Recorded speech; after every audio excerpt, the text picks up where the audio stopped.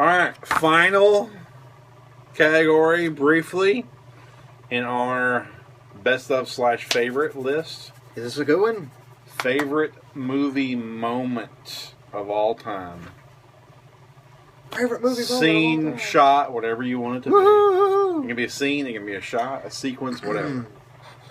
Yeah, I'm going to go with a more personal choice. I think I could go the technical route, but I'll go more personal. In The Kid, 1921, Charles Chaplin's dramedy, just the scene where that heartbreaking scene where the city officials are taking John the Kid to an orphanage, taken away from his father, and you see the heartbreak. They literally have him manhandled, and Chaplin keeps the camera straight on him, and you just this look of horror that they're taking his kid away, and then it cuts to outside where the kid has been thrown in the back of this kind of truck wagon, and he is just reaching for his father, right? And then he prays. It was such a heartbreaking thing to see this little kid reaching for his father, not understanding what is going on. So anyway, that whole sequence, and then of course the rescue thereof.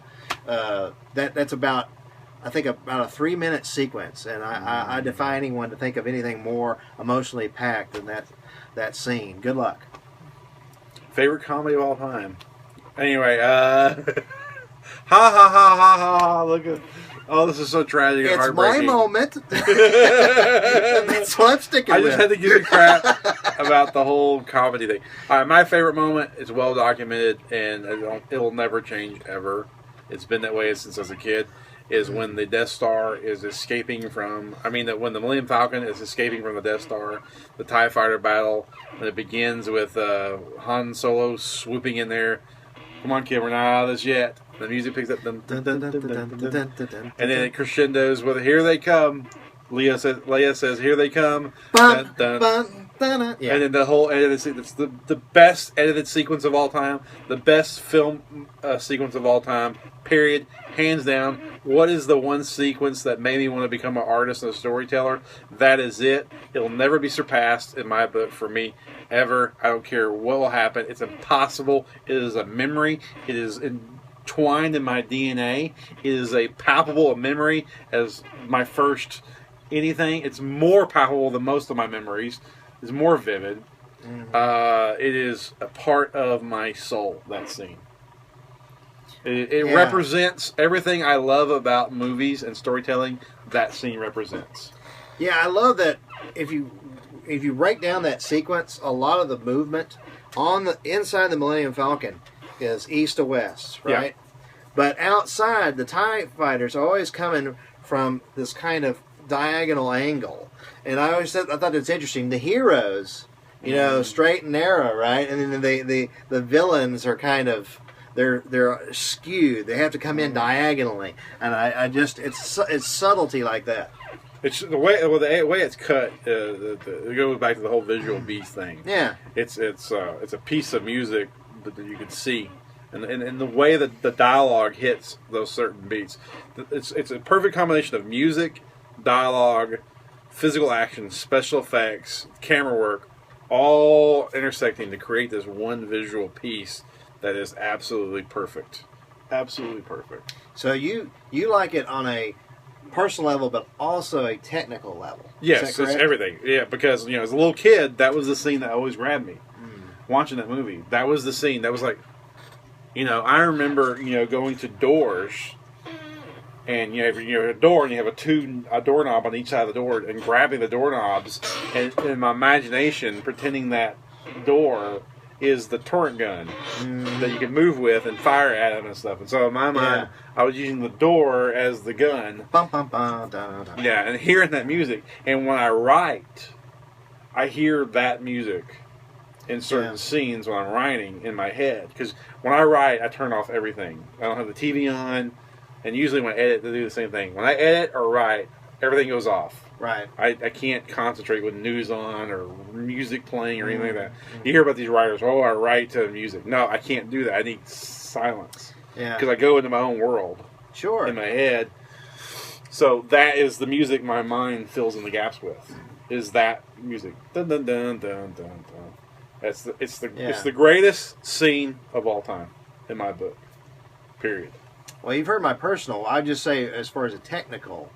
And mine's both. Mine's both. And yours, but I would say, just as a last little whatever, I think the chariot race and Ben-Hur, technically, for me, is pound for pound the greatest scene I've ever seen. Just technically, and just what that moment is to that movie and all that. In context, I think it's probably technically, I'd put that number one. But personally, the kid, I love that scene where the little boy is reaching for his father. Awesome. Well, there's so many great scenes. We could probably do a whole show on scenes. Oh, sure. Freaking the ending of The Right Stuff. Nobody flew higher, farther, and faster. That's a great scene in that movie. You know, The Star Child, 2001. I love that.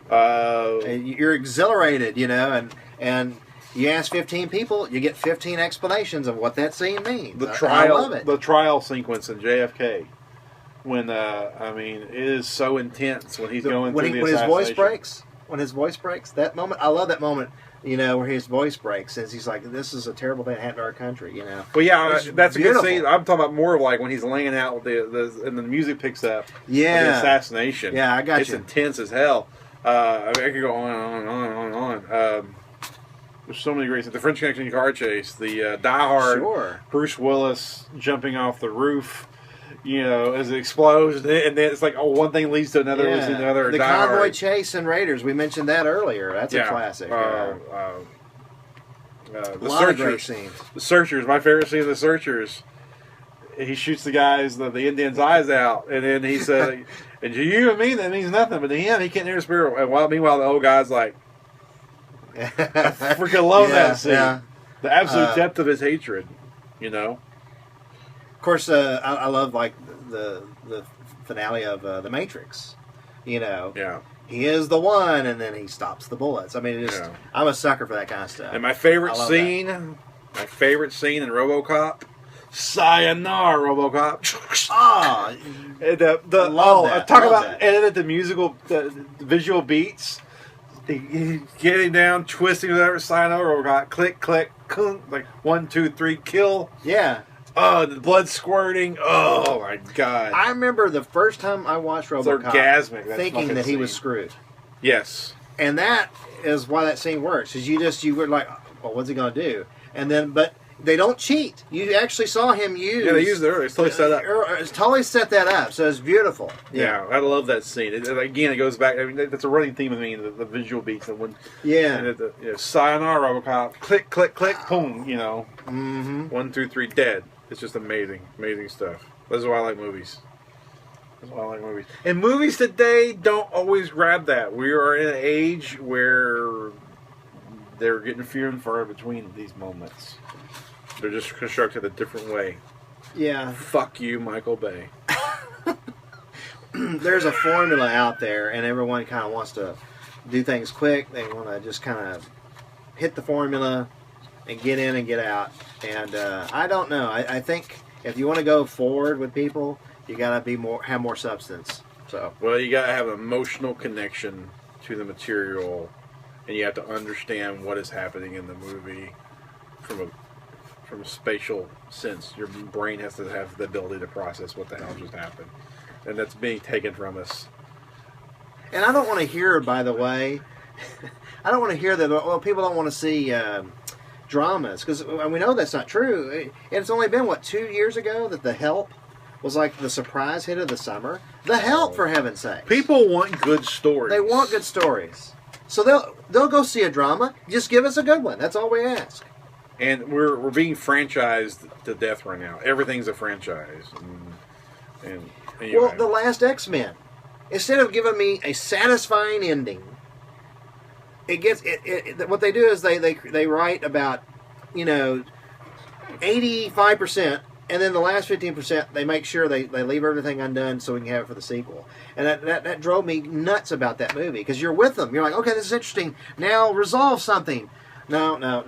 We still got to let this character get away, and this character still can't decide if they want to be bad or good, and you're just like, I'm tired of this sequel-itis. Yeah. Well, it's like Dawn of the Planet of the Apes. Dawn of the Planet of the Apes. Basically the ape says at the end, "Hey, we're fixing to make a sequel.